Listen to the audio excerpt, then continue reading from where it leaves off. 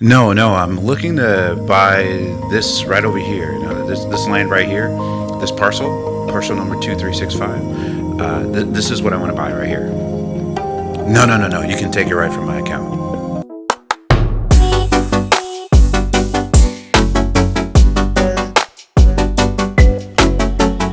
Welcome back to the Evan Phillips Show, guys. Today we're going to be discussing a few different things. It's been a while since I posted a video. I've been extremely busy. I'm still doing the Turo, doing the car rentals on the side. I'm still doing my everyday job, which is ever changing. And, with me being in the finance industry, that is changing quite substantially.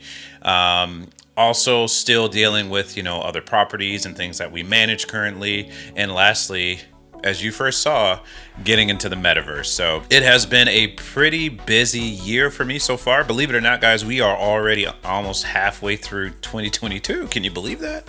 It's kind of ridiculous if you think about it, but yeah, time has been definitely moving quickly this year for me, and hopefully you guys have taken some tips and have been working off your savings. So I'm going to talk about a few different things today, just some things that I use and my wife and I have been using to continue to help cut costs and to simplify things. I don't know about you guys, but my time is extremely valuable. It's one of the things I have the least of, so I really have to be cognizant on how I spend it. And one of the things we've been doing is working on our eating and our health and what we eat. So now this video is not sponsored by Dinnerly or anything like that, but what we've been using is Dinnerly. So I'm going to just show you guys a little bit what Dinnerly looks like and how it's one of the things that we're using to not only continue to work on our health, but to spend less. We've been doing a lot of Uber and eating out, so we're really trying to curb that, get our bodies in the best physical shape we can, and you want to do that, and also keep our financial pockets in shape as well. All right, guys, so this is the Dinnerly app here, and you can see there's different meals here. You've got different meals for each day of the week that you can make. I'll just start with this one, the harissa turkey meatball in red pepper sauce. I don't know how to say that. It just sounds like somebody would say that like that. But you can see that they basically give you all of these ingredients here. So you'll have your mint, your salted almonds, roasted red pepper, all the stuff that you're gonna need to prepare your meal. So this comes right to your doorstep. You don't need to go anywhere. They deliver all your meals for the week, and then you simply just have to open the door and pick it up. There are some basic essentials that you need, to cook with, like olive oil, salt, butter, flour, the basics. So you should have these sort of things in your home already. So keep that in mind. But basically, this is how it works. So you'll basically go down to start cooking here, and it's about 7 steps. So it tells you basically what to do. So if you can read and simply follow instructions, then my friend, you can cook. That's all you need to do here. Well, there are some little, tweaks and stuff you can make to it if you have that palette to do so, but it's pretty simple to follow. So you can see you just follow through these steps here, and once you get towards the end, voila, your food is ready. They also give you a time frame as far as to what it should take to cook. So if you see here in the purple, it says about 20 to 30 minutes. I like these meals because within 20 to 30 minutes, I can have the food ready and be done with it. The other thing we're able to do is we're able to use leftovers. So Dinnerly is a great way that you guys can, number one, save some money and make your time a lot more valuable by skipping trips to the grocery store. So I hope that is something that you guys may consider, or something along the lines of that. Now, one of the things I had actually started creating a video on is, some different ways that you guys can protect yourself in the event of an emergency or even death. So I want to discuss a couple of things you can do. So let's say, for example, you guys have a money market account or a checking account or a savings account, and you may have a considerable amount of money there. Or let's say you have children, or someone behind you, a wife or a husband, that if something happens to you, you're going to need to be able to make sure that they're taken care of. So one of the things I would recommend is a trust. right? So you'd seek an attorney or a lawyer or whatever, and they would set up a trust for you. Now, the way that works is once you get all your trust documents set up the way you want, you're going to tell your attorney what you want this person to be able to control and the order of things. You can take that to your bank and you can put your accounts in trust for that trust. Basically, you would have successor trustees. So let's say you have a first successor trustee, which is maybe your wife, a second successor trustee who could be maybe a sibling, a third successor trustee who could be maybe an aunt or an uncle, right? Someone to further take down. Now, let's say, for example, you and your wife are on an airplane and you get in an accident and she was your first successor trustee. Well, since she is passed, the second person on that list will be your second successor trustee who will take over control of your accounts and follow the will in the way that you have set it up to do. Now, that is definitely something that's going to cost you some money to set the trust up, or will, or whichever you decide to go with. But that's definitely, I'd say, a solve for that issue. Now, another thing you guys can actually do right now, and you don't need to pay any money to do this one, is you can walk into your bank right now, today, and say, hey, I have this account, this account, this account, this account, or whatever you have, and I want to put this account as POD, that's payable upon death. So if something happens to you, I can say, I want this person, here's their name, their address, social security number, phone number, etc., in case this happens. This way, this doesn't go to probate, right? So this is something that will save your family hassle. Now, I've actually worked at a bank where this happened, and it's so crazy because I mentioned it to them. I knew that they were going through some health issues with the family, and it was something I mentioned, and they just didn't do it. Sure enough, a week or two later, that person came in and said they passed, and I'm like, there's nothing I can do at this point. The only way I could change anything would be if they're living, and there's nothing I can do at this point. So it is very important for you guys to get that set up in case something like that happens. Now, in situations where you're not dead, you're maybe incapacitated, or you're not able to make logical or mental decisions, maybe you're out of it or you got in an accident, you're still living, but you're not able to pay bills and things. Another thing you could set up is a power of attorney. So with a power of attorney, you're able to also do the same thing. Go into your bank, give them the power of attorney document. Now that person who's the POA, they're able to come in and make sure your account's okay, you're not going negative, your bills are being paid on time. They're able to access funds for you, and also maybe in some cases, depending on your power of attorney, add funds to your account. Now, typically, they can't do things like open new accounts, right? So they're not going to be able to open a credit card or start a new auto loan in your name or, purchase a new home. Those things are typically not what power of attorneys do. So they're usually there to help manage the money and the funds and pay the bills that are currently being paid on the account. So these are some things you guys might want to consider. With all going on with COVID, I'm pretty sure there's a lot of people who've come into these sort of situations and they just don't know, or they didn't know they had an opportunity to set things up for the future. I think this is something you should do today. Or the next coming week, because it doesn't cost you anything to go into your bank and do that. That way you have something in place in case you're not ever able to get a will or a trust set up for yourself.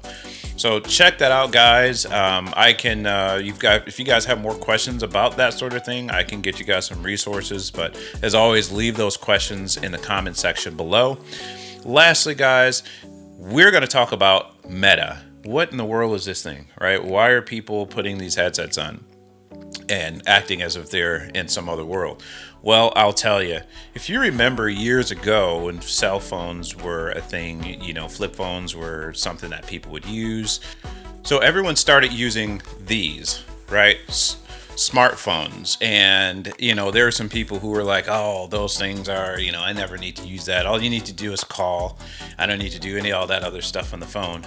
Well, now, if you talk to those people and they're still in that mindset, I would call them behind, right? You can do a lot of cool things on a smartphone nowadays. You can manage your finances. You can check on your friends and family. You can take pictures and upload them to social media. You can be a photographer. You can listen to music.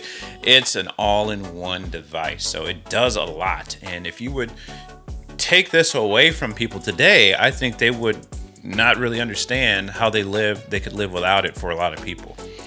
And I see, this VR thing also being something like this again in the future, because it does give a lot of options and a lot of opportunity for people who may not be able to get out of the home. They may not be able to go to a movie theater. They may not be able to see friends and family.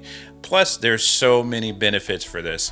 Now, I've personally been using, Oculus Rift for some years now, and I've been playing games in it. And I remember years ago I was in a virtual movie theater, and my brother, actually, he was able to witness this too. And I've been in there a lot of times prior, but I showed him, and it was just amazing that I'm in this movie theater. There's literally real people in real life, and they're sitting next to me, and they're able to interact with me and see what I'm doing. I can communicate with them. And just the whole way that everything works, it's really mind-blowing, and the technology that it uses is quite unique. So I'm investing some time in there. That's another thing that I've been doing. I've been trying to learn how to write scripts. If anyone knows how to write scripts and you just want to help me do that, just let me know in the comment section below. But on a real note, yes, I've also signed up for some free classes they have in the Meta to take to kind of finish learning how to write scripts and things like that. It's definitely something that's a little bit more time consuming as well. So as you can see, my time is very limited, and I've got the Evan Phillips Show coming in VR in the Facebook Meta. Now, talking about Meta, the Metaverse is not, it doesn't belong to one company, right? So Facebook was smart by changing their name to Meta. The Metaverse can be on many platforms. For example, there's Decentraland out there. There's the Sandbox. Now, unfortunately, with the way things are today, you cannot access other metaverses with a specific headset unless you're an advanced kind of hacker person. I'd say the average person wouldn't know how to do that. And it's not a walk into the store, buy a headset device where you can jump into these different metaverses. Now, I think Facebook probably will have the better one in the future, just because it's Facebook and they have so many followers and they have such a good structure set up to build these environments. But I would say if you are a business owner, especially if you're some sort of therapist, or you are a musician or a photographer or anything like that, you can actually go in and be a world creator. Now, what does this, why would you want to do that?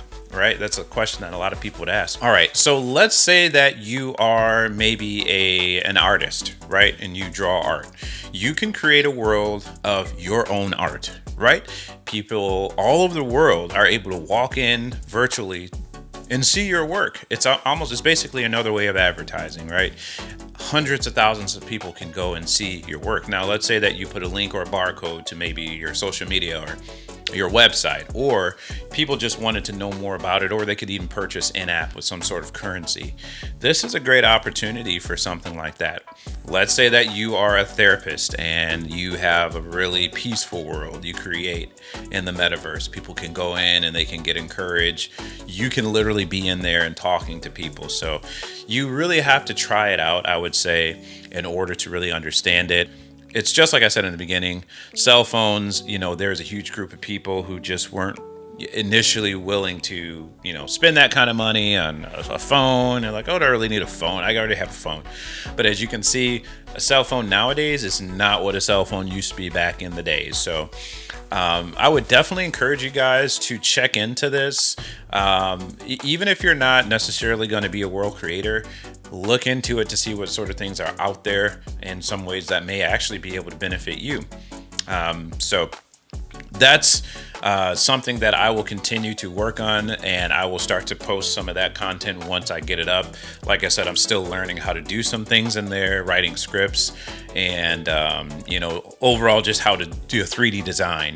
So you sometimes you have to stretch yourself, and I'm definitely doing that once again. But You know, that's where growth comes from, and I enjoy to learn and try new things. So I hope you guys enjoy this video. You know, if you guys are experiencing anything right now financially that you need help with or want tips on, leave those things in the comment section below. I'll read through them and you know, see what ways I may be able to assist you. Also, I do have some room videos coming out. Man, a lot's been going on with them, and just overall with real estate and everything, it's been a crazy year, I would say, so far. But I hope you guys have enjoyed this episode of the Evan Phillips Show. Please like, subscribe, leave comments below, guys. I am here to help you guys, and you guys enjoy the rest of your day.